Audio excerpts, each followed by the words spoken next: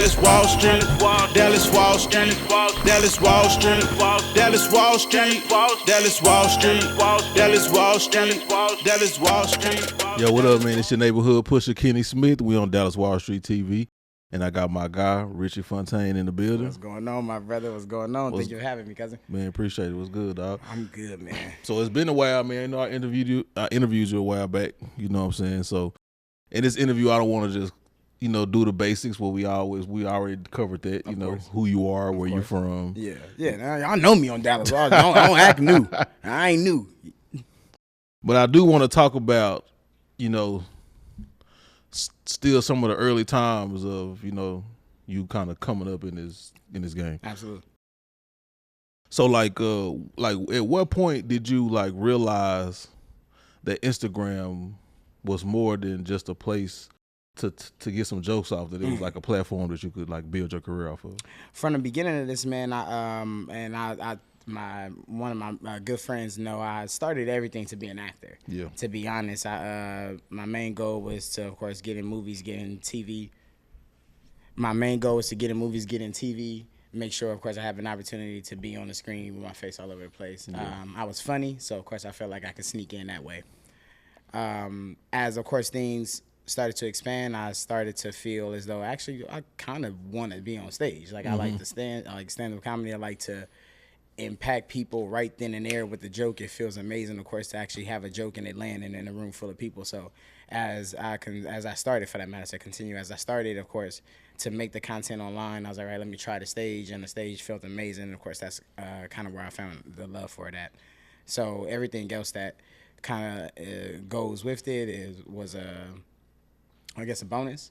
But of course, I came for one thing and found something else in it. Okay, so being that you said that you kind of like started out wanting to be an actor and then you like being on stage, so what's the difference of making people laugh online and making people laugh on stage in person? It's such a surreal feeling because, of course, as I sit and make my content, y'all don't know how long it takes, of course, but as I sit and make it, I have the opportunity to decide whether I like something or whether I don't like it, and if I think y'all are gonna like it or not. On that stage, it ain't enough for debate. It's right then and there, of course. As I wrote the joke at home, if I wrote it in the car, if I wrote it in the shower, if I wrote it while I was asleep, I was alone. And of course, once I'm brought it to the stage, I'm just hoping everybody likes it, but of course, it ain't guaranteed. So the difference, of course, is just the surrealness and the fact that, hey, it better work right now, because you don't have an opportunity to like it and then come back to it later and then rehear me tell us, oh, it was funny. Yeah. Like, nah, nigga, it's right here. Yeah. And if the joke ain't funny right now, we gonna have to move to the next one. So I guess the kind of like the have to, like, you know, as a comedian, stand-up comedian, of course, we know you have to have it right then and there, and then there's quick wit. Yeah, there's a feeling to it that you just like, you appreciate. Okay, so posting online, you get a little more time to figure out what you like and what you don't like. A lot more time. So you get an eye. I mean, it's like whatever amount you want to do it. Exactly. Yeah, it's like you have opportunities to essentially sit in the studio. So on stage, being a comedian on stage, it's natural to go and find out what works and what don't work. Absolutely, yeah. So when you post online and you have all this time, have you ever posted anything that you thought was going to be a hit and it didn't really hit like you thought? Hell yeah. You know what? Ever since my content has, of course, kind of picked up traction, I thankfully too, because when I first started working, I was kind of cynical about it. Like, oh man, I hope everybody watches it, and there's people applying, so on and so forth. It took me a few months, probably 6 or 7 months, to get out of that, and I'm happy for it because I felt like a damn creep about it. I would say I know for a fact I don't post anything to actually gain attention. But I created one video, and I mean this shit. I created one video, and it was like, how can I say? It was like your girl catching you listening to like rap girls. Cause I'm just making, the rap girlies be making some hits. And I made it, and I'm like, oh, this one's gonna hit. Everybody gonna love this one. This one's gonna go viral, and it didn't.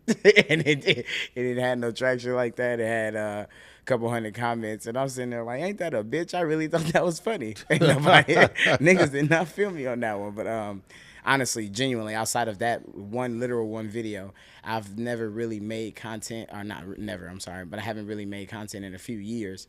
to where I said, okay, this is gonna go viral, and it should, and then it disappointed me when it didn't.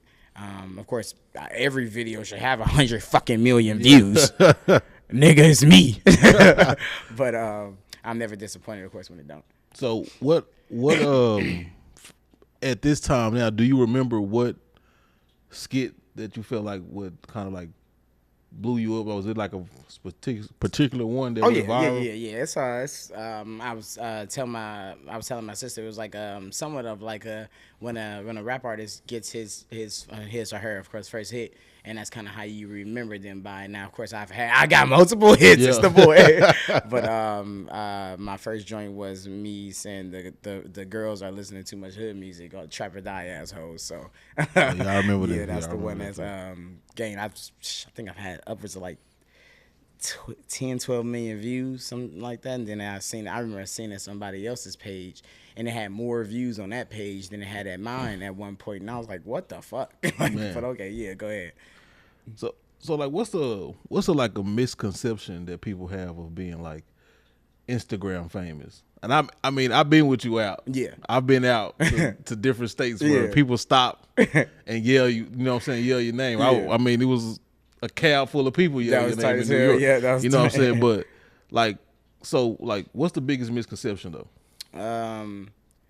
Honestly, I can't really say. I would assume that's subjective based on how you build your platform. I want to be frank with me. I don't really get them. I'm poor, maybe. Like, nigga, send me some money. I hope that's not misconceived. But I feel like, not to toot my own horn, but I feel like I'm building somewhat of a genuine fan base, and I don't really have any obscurities as far as goes. What you're getting online versus when you see me in public. I'm a real nigga. Yeah. As you can see, it ain't no for debate. Yeah. So I don't think I have a lot of like, oh, that ain't how it go, or some shit like that outside of us, again, come to the show so I can make some fucking money. Yeah. But other than that, I feel like everything is kind of how it's supposed to be for me. I've seen a lot of people that was on the podcast you was on. Tonight's conversation. Yeah. And me knowing what I know, you were like one of the first cast members to leave. Correct. Before everybody else left, but everybody has spoke on it, and I haven't seen you speak about it. So, what made you leave that podcast or that situation? I want to mainly, of course, I didn't speak about it because the gossiping, of course, is neither here nor there, and I didn't feel like it was going to be anything positive, of course, for either side, so it didn't too much matter to me. And I violated in business, of course, is one way, but I didn't feel publicly violated, so I didn't feel like, of course, it was necessary to go in and do that. As far as goes leaving, it was business is business, my niggas, and of course, everyone doesn't always agree. And money, of course, becomes a big deal, of course, when a lot of it is being made, and of course a lot of it has to go out. So we simply had a difference of opinion as far as goes what was needed, of course, to retain Richie Fontane, and of course moving forward with the rest of the cast. As hard feelings, I think would be a strong verbiage. I ain't fucking happy. Yeah. Nigga. No, I'm kidding. But hard feelings, I think, would be a strong verbiage.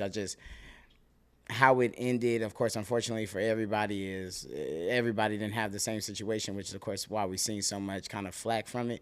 Everybody's, I guess, departure wasn't as smooth as it needs to be, and that does say something, of course, about the party, the governing, body of it. But I said I don't have any bad feelings towards it. It's just, when it comes to especially black people, because I think we're supposed to handle each other in business a little better. And I think when we tend to learn how to do business from the outside, it kind of blurs the lines on how things should go. I didn't feel publicly violated, but as far goes in the sense of, and tonight's conversation was a thing. Tonight's conversation was moving. It was making money. It was already a viable product. It had thousands of fans, if not hundreds of thousands of fans before I ever met Ace. before I even heard of it. I feel like, for that matter, it had thousands of fans. So it was already viral. I'm never here to say, of course, I was the reason, anything of that nature. But wanting, of course, to feel connected to something that you feel like you did help, of course, build, I think is a natural feeling, which is why there was a lot of backlash, of course, from the other members that were unfortunate, of course, left the podcast. So again, not necessarily any hard feelings. However, I do believe that as far as goes in business, we should tend to and want to handle people and each other a lot better, just for these kind of shits don't happen. Mm-hmm. I remember from that situation, you and Trip Fontane ended up becoming real cool. You guys started a situation called Step Brothers. Was it called Step Brothers? Yes, it was called Step Brothers. Yeah, and a podcast basically with kind of like the same vibe. In a sense, yeah. In a sense, and I mean, how did that come about, and how's that going? Shout out to my nigga Trip too. We are, I want to say in a miss, but we'll figure it out. Of course, 2025 has been kicking niggas' asses left and right. So shit hasn't been going, of course, how everybody wants it to. Me and Trip, of course, were able to not only, of course, bond on our names. We actually got it from the same place, funny enough. Yeah. Not only, of course, able to bond on our names, but being an intellectual nigga, of course, and meeting another one is always good for you. So meeting someone, being able to speak the same language, and finding similarities, of course, into what y'all saying, and then we brainstormed, like, oh, we can do this. Mm-hmm. We went out to Charlotte. Had an amazing show. A shout out to the beautiful people of Charlotte that came out. Of course, sold the shit out. It was an amazing time. I had the product, got it filmed, so on and so forth. Just having, honestly, between the two of us, sat down, chopped everything up, did the business side of it, and actually put our foot on the ground and our best foot forward to get the product done. It's there. Of course, I'm alive. That nigga's alive. It's still, of course, an option. It's just that we have to take to said options and, of course, actually put them to work. All right. But earlier you mentioned, when you were speaking about tonight's conversation, you were saying how, like, you feel like black people, we should have this, how we handle each other, right? Mm-hmm. And you've been talking a lot about us moving to Africa. Come on, man. So, like, tell me what got you into this, and really what. So and this is something that I'm battling with. If I want to say it, I'm gonna say this shit online too. So I'm hopefully I can put this online. I made that video originally back in May. When I made it, I didn't get in the car. I made that in the car. I didn't sit in the car and was like, all right, I'm about to make a 9-minute video about moving to Africa. When I got in the car, I went reading. And when I said in the video, I was like, I've been researching for hours and hours. I was not kidding. Yeah. I've researched now for months. For months. But when I got in the car, I was in the car reading for like an hour and a half, just different things, so on and so forth.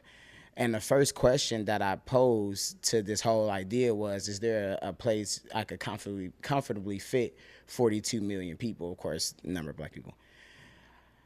This was a reaction from simply the reality. Mm-hmm. Reality of it is, and I guess I can be frank, when that white woman called that baby the N-word and then people start giving her money for it, I just couldn't understand that. And of course, I'm 34 years old, so I've seen multiple things where it's like, what the fuck are y'all doing?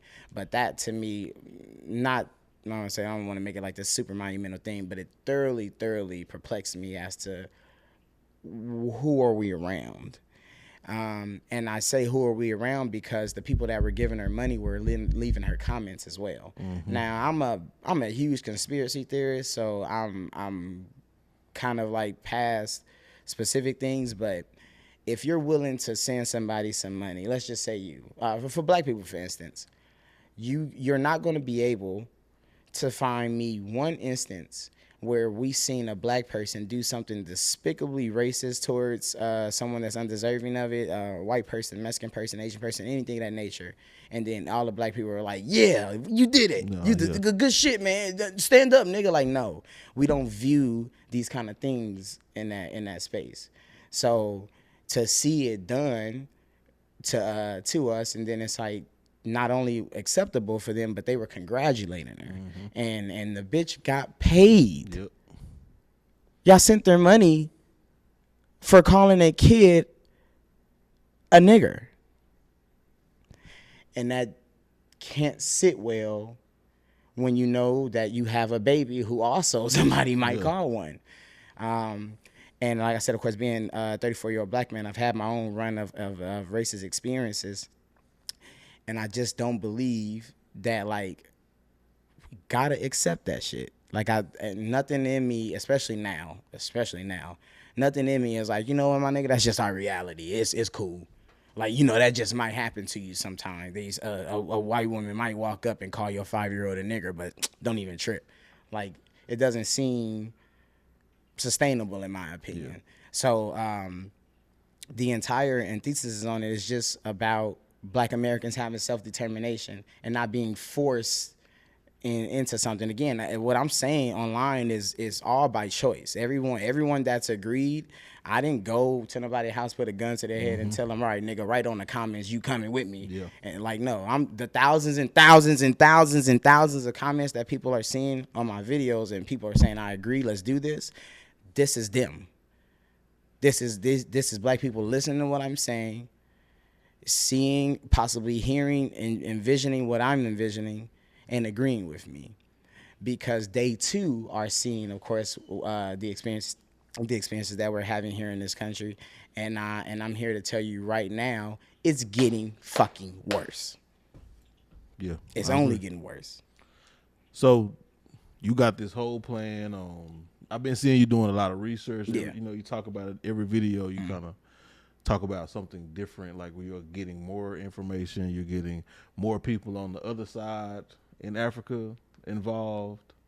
And I want to go, before we get out of here, you know, I know this conversation, like I really want to have a conversation with you about Absolutely. this, strictly about this. Absolutely, you know yes. So Please. we can get more time. But before we get out of here, just how soon do you think, you know what I'm saying, like, that you can actually make this happen? I'm an extremely optimistic person, which I believe you need, specifically to be a black American. I think you need optimism. I'm an extremely optimistic person, so apply that to everything that I say. But I've done, and of course you talking to a comedian by trade. I'm not a scientist or anything of this nature. I can read like a motherfucker though, and from what I've read, what slows things down here in America is literally just red tape. Everyone is trying to get paid when it comes to everything here. Every single body that is involved. Shit, the people that's not involved be trying to get paid when it comes to shit here. In my plan, which I don't know who around. In my plan, the timeline is based on how many black people help me. And I mean this from the very, very bottom of my heart. The timeline is based on how many black Americans I can get to help. So and again, loose base with my wording because I'm not a genius at these things yet. I've figured out how to turn Namibia, this country I'm referring to, into a net zero country. Completely green energy. Your baby will never know what gas smells like, as long as, of course, they don't leave. And I figured out how to speed build homes. I'm sorry, in a sense, make them fast. I figured out how to do this. I figured out how to clean water, to use water just to make energy. I figured out how to catch. I figured out so much shit. And I figured out that the fastest way to do it is just with a lot of people. There's never been a project in human history, not one time that I looked, and I've been looking, not one time in human history that there's been 1 million people working on it at one time. Not one time in human history where you can find a project that 1 million people have been working on at one time, simultaneously. Meaning that if I can get 1 million black people to come across with me across the Atlantic Ocean and go work on one city at one time, I can build a Chicago in 1 year. It would take us 1 year with 1 million people, and really, I'm putting a number there because it's really 500,000. And if I had 500,000, I'd put 500,000 in one city, and I'd send the other half to another, and we'd have 2 fucking Chicagos in 1 year. because I know where to get the green steel from. I know where to get the eco glass. I know how to build it. I know Namibia is subjectable to it. I know Namibia can not only create it, but they can farm it in order to, of course, to sell it to the rest of the world. Namibia is completely resource rich in everything that the nation needs. The only thing they don't have is people. Yeah. It's less than 3 million people in the country. Germans killing people, regular. And there's over 35 million niggas here. So if I had one of y'all, if I had one of y'all, we would have a city built. And when I say a city, I do mean a metropolis. And I said Chicago because, of course, it's one of the biggest cities in America. And as far goes the intricacy of it, I want you to peep game as to what I'm saying, because we could build a southern city in a couple fucking weeks. Miami, we could build in a couple months. But a city as intricate as Chicago, a city as intricate as New York, a city as intricate as Los Angeles, for that matter, I would need simply 500,000 niggas to dedicate themselves to build something that we've never seen before. Yeah.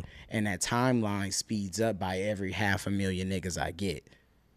So it's not, as I'm speaking online again, of course, I haven't divulged my entire plan because it's dangerous. But as I'm speaking, I'm not speaking, and this is 20, 50 years down the line, nigga. I'm trying to see it now. I'm not I don't have no kids. Fuck my kids. I'm trying to live in the city. Yeah. So I'm not online searching how to get this shit done in 50 years. I'm trying to get it done tonight. And all I need is LeBron. If I get LeBron James on the line, I can get this shit done tonight. If we get LeBron, help. Nigga, save us. You can't. All right, man. So, let everybody know where they can follow you. The people, Absolutely. everybody on Dallas Wall Street know you, but if for the new fans, just in case, first things first, if for my fans, if y'all don't follow Dallas Wall Street, make sure y'all do right now. If I'm gonna do interviews, I'm gonna start here. Just so niggas know, because we on the ground. It's the wall and the streets. My name is Richie Fontane, man. Just in case anybody don't know, comedian extraordinaire, activist, revolutionary, and I hope and pray you feel me when I say this, because we on the way. Follow me, of course, at Richie Fontane on everything, mainly on YouTube, Instagram, TikTok. All right, man. It's your neighborhood pushing. We out. Dallas Wall Street.